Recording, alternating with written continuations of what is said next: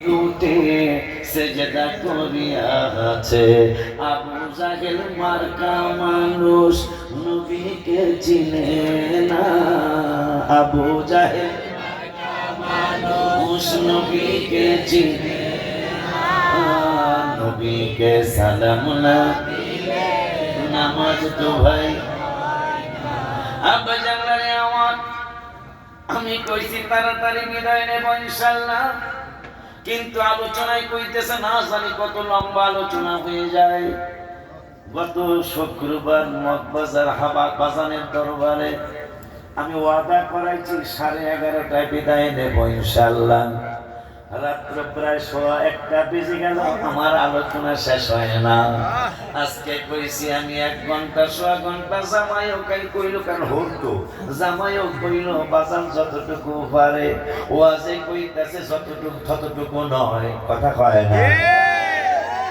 বাজানরে আমার রব্বুল আলামিন এই মাসের ব্যাপারে কোরআনুল কারীমে 15 পারার প্রথম পৃষ্ঠার প্রথম আয়াতে সূরা বনী ইসরাঈলের প্রথম আয়াতে রব্বুল আলামিন বললেন সুবহান।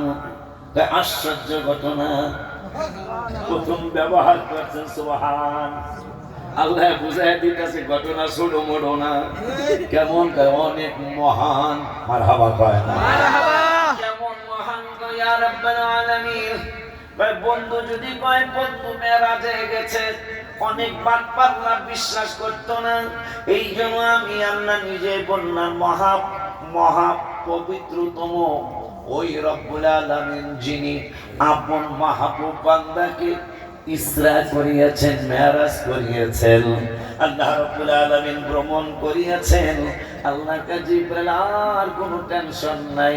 বন্ধু গেছে, বন্ধুরে কইতে দিলাম না, আমি নিছি সেইটা কইলাম, যেন কোনো বাটপারেরা সন্দেহ করতে না পারে। কথা কয় না কা? আল্লাহ নিতারে না, কথা কয় না কা? আপনারা কেমন তোমরা দুলাভাইয়ের সন্তান বলে তোমরা একটু